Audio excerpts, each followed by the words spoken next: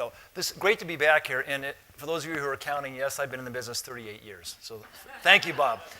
It's a great industry, and I did start with Chubb at 555 California right after college, just for a year.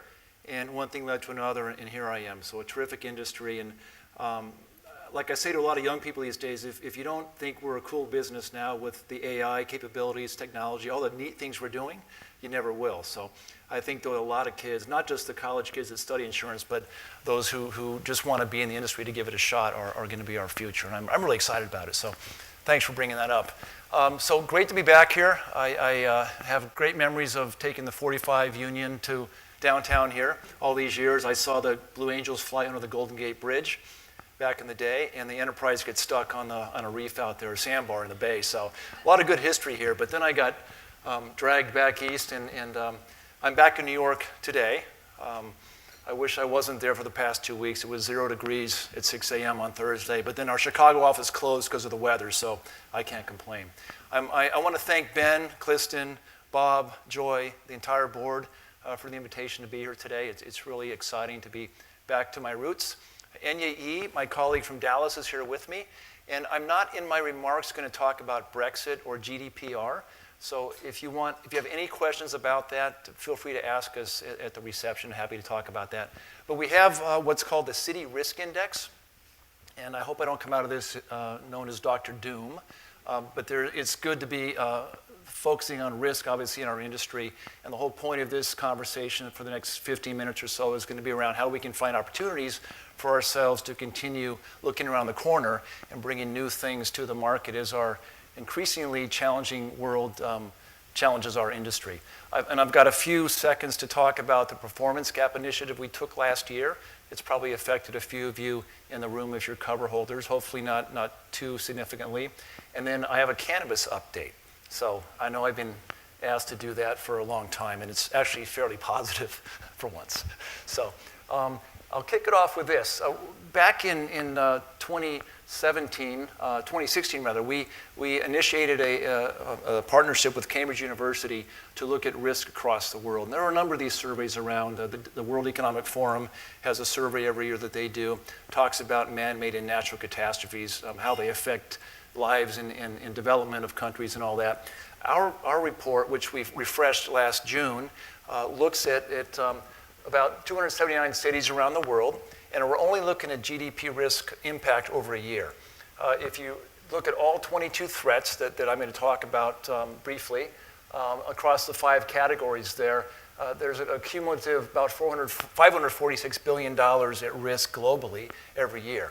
And if you put that in context, it looks like a massive number, and it is, but you start breaking it down by cities, and I've got a couple points on San Francisco here. It's still very significant. Even though San Francisco's total GDP risk from all the 22 threats is about $1.5 billion over the course of a year, that's a lot of money. If you look at how much the 3-week shutdown cost us, it's about $11 billion to the U.S. economy, $3 billion not coming back. And that's from the Congressional Budget Office. That's a bipartisan group that came up with that statistic. So these numbers are fairly significant against all these threats.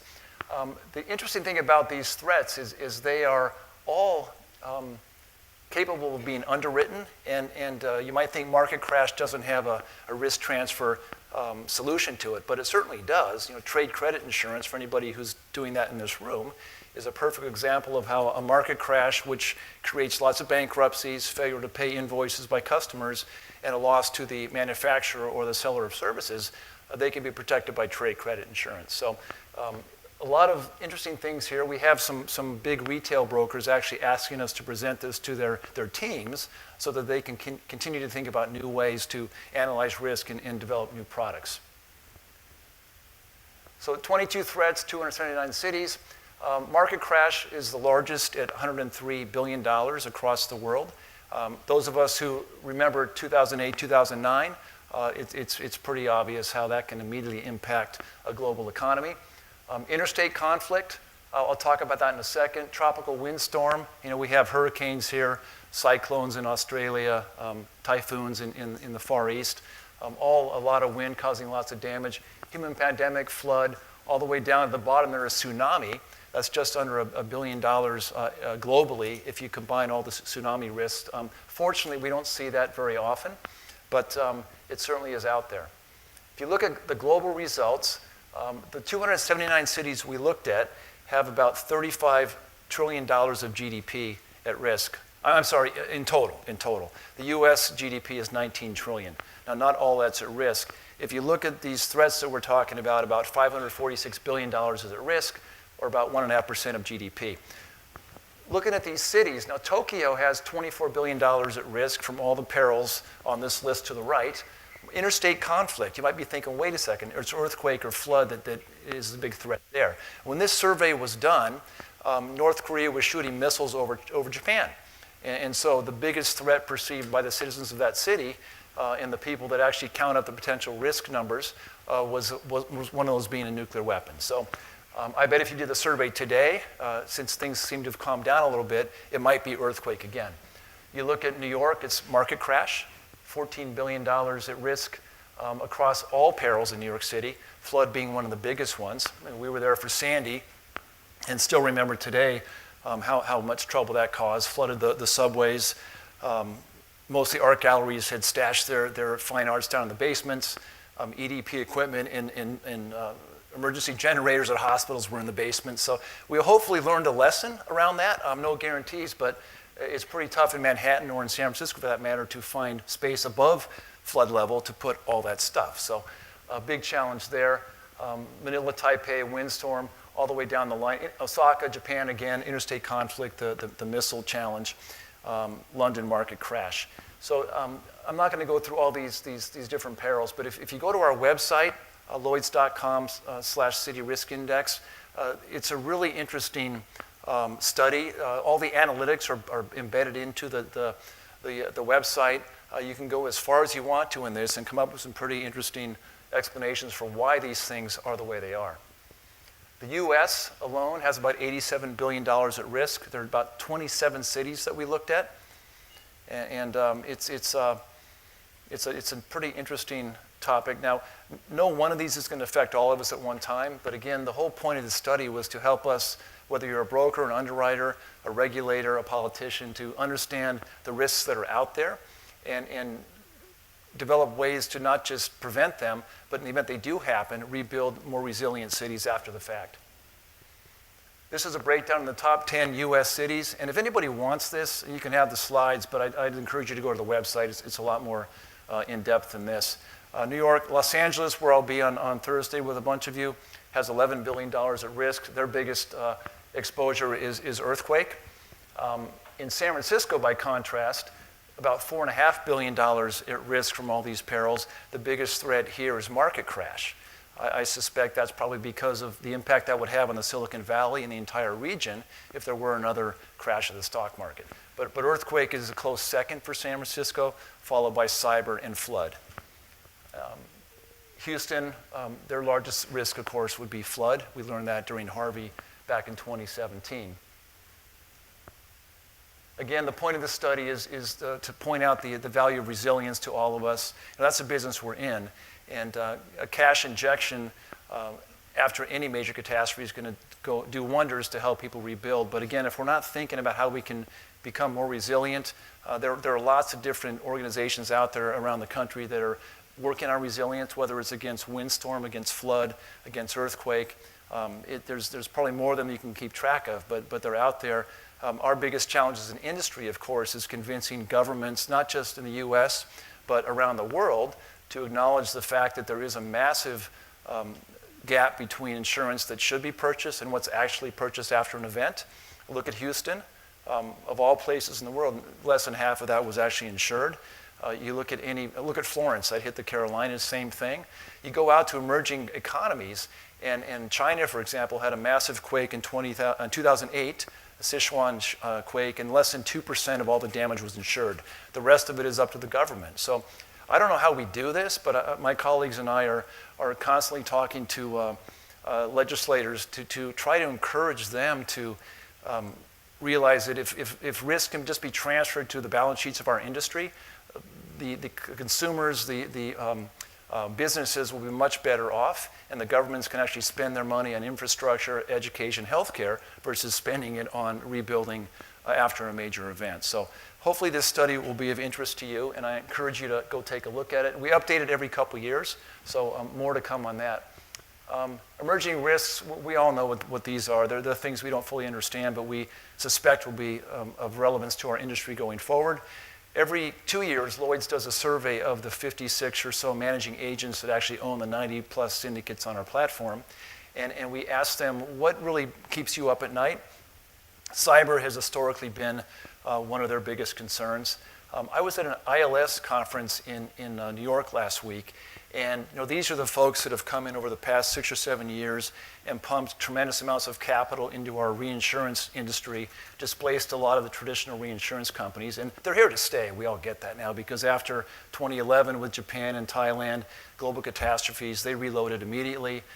After 2017 and 2018, they reloaded immediately. So to these pension funds and private equity firms and hedge funds, our industry is not that relevant. If you look at the amount of premium in the US, $500 billion P&C more or less, if you're managing a $2 trillion hedge fund or pension fund, okay, fine, we're an important industry to them, but if they're embedded in our industry providing property cat capital, and a bad year or two happens, they're just for the most part going to reload. So that's just something we're all aware of, and we're trying to embrace that at Lloyd's. There are a number of syndicates now that are funded with this third-party capital.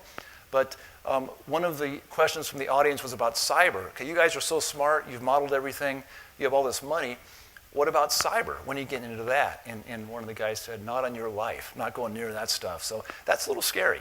If these folks who think they've figured out part of our industry don't want to go near cyber, they leave it to us, of course, and we're the ones who are riding it right now. But you go down the line here, this was done again two years ago, and Eurozone instability is number 3 there. Of course, that was in the throes of Brexit, and I would suggest that's probably a little higher now. March 29th, it's go time, and none of us really know what's going to happen there. Lloyd's does have a fully functional platform in Brussels, so we're going to be able to continue business in Europe. But the rest of our industry has done the same. I don't think many insurance companies waited around for the government to fix the problem or to figure out a way to get passporting rights. So our industry, kudos to them, they figured it out on their own. They're all over Europe in different domiciles, but the rest of the country is going to be very challenged. Our risk reports are pretty interesting. A number of businesses, Swiss Re, Munich Re, have some pretty interesting reports as well. We're not the only ones, but I'll just point out a couple here that might be of interest. On the whole resilience conversation, we've come out with a study called Future Cities, and it's an interesting way of looking at how future resilience can be funded through different creative types of cat bonds and other things, and how cities, of course, can be rebuilt after disasters to be even stronger for the next one. The second one there at the top middle is about the sharing economy. We're a big player in the sharing economy, which of course grew up here in the San Francisco Bay Area. There's so many of these organizations, Lyft, Airbnb, dog walking services. It's fantastic how it's grown up, and we, along with a number of our competitors, are in this space now. We've got a pretty cool report on that. Cyber, we just came out with one last week, which is the 3rd iteration of our cyber reports. The California flood report, we issued that about 3 years ago, and we were wrestling with when do you come up with a California flood report in the midst of a drought? It was a 10-year drought, and we got a lot of grief for that because I think we issued it in August because we just flipped a coin and said, what does it matter? We're going to get grief. People were calling us and saying, California flood, what are you talking about? But obviously you know what that means. You get a Pineapple Express, you get traditional rainstorms, they converge, and you have what happened last winter that caused all the flooding in Montecito. Of course, that was preceded by the wildfires, but the point is, if the Central Valley ever fills up, that's going to impact not just yourselves, but the entire country and the rest of the world that relies on the Central Valley for agriculture. So pretty interesting report if you want to take a look at it. Business Blackout looks at the impact of cyber attack on a major part of the US, and then drones. So a lot of cool stuff in there if you want to go take a look at it. That's our underwriting room in London. And I forgot at the beginning to thank all of you who are cover holders or brokers who do business in Lloyd's. If you're competitors, thank you too, because most likely we do reinsurance business together or will. So it's unique in the sense that people from Lloyd's can actually get up and probably thank a whole room, because whether you're a State Farm agent or the biggest wholesaler in the country, we do business together. So real quickly on our performance gap initiative that we took last year, those of you who were affected by it or concerned by it, hopefully by now those concerns are gone. But we had come off 2017 with a 114% combined at Lloyd's. Not something you're very proud of. And if you stripped away the cat losses from that year, of which there were many, we were still at a 105 combined. So attritional losses over time were eating us alive. 2018 rolled around, and we started about mid-year through the business planning process to require all syndicates to come at us with a 2019 business plan that reduced expenses. We were no longer going to allow syndicates to write more business to somehow come out of this thing with fingers crossed and look, we made it again, because that model hasn't worked. A lot of hard decisions. There were some businesses that are no longer at Lloyd's, and we most likely will have shrunk a little bit by the time this year is over. But at the end of the day, we looked at every single business plan, had them put forth their worst performing classes, and of those, looked at the bottom 10% of it, and really, with a fine-tooth comb, went through every single book of business in the market and came out, we believe, in a much stronger place. It's going to take several years to get us, I think, back to a place where we can be proud of the profitability. But Lloyd's is open for business. The capital's never been stronger. There was a lot of noise in the press for many, many months that we were skinning down our operations. We weren't interested in certain countries anymore. That's not true anymore. Never was true, actually, but it's kind of hard when you've got your head down trying to build an improvement plan for a 90 business operation to pay attention to all the noise out there. So we might have done it differently, but in retrospect, I don't think we'll ever have to do this again. At least that's the plan. So US is first and foremost Lloyd's biggest market. About 50% of our business comes out of the US and Canada, and Lloyd's has been doing business in this area in California for over 125 years. 1906 was where Lloyd's developed its reputation for paying claims. Urban legend is that whoever over there was in charge of okaying claim payments said, pay all claims irrespective of their validity. You wouldn't do that today, of course. We wouldn't be here, but that's a pretty good story. I think it's true. And then just quickly on cannabis. Oh, we have a new CEO, John Neal. So he's in the process of encouraging a lot of us to rethink how Lloyd's operates globally. So there's a lot we can do. Inga Beale did a terrific job of modernizing the market, bringing us to a point where you're not seeing as much paper lugged around in suitcases anymore. There's still some folks who won't give up that wheelbarrow, but that's okay. For the most part, though, electronic risk identification, analysis, transfer, all that is going to be the way of the future at Lloyd. So we're pretty excited about that. That room's going to probably look different. I don't know what it's going to be in 5 years. I think the face-to-face component is still really important, but when you do take the younger people in our industry around that room, they're intrigued by it. They think it's kind of interesting, but they don't drop their jaws and say, wow, this is really cool. So we have a Lloyd's lab on the 4th gallery there, which is our plug and play, if you will, an innovation lab we started last fall. And I've got a lot of aspiring technology-based companies coming through there to try and help us become a more efficient marketplace. My last piece is on cannabis.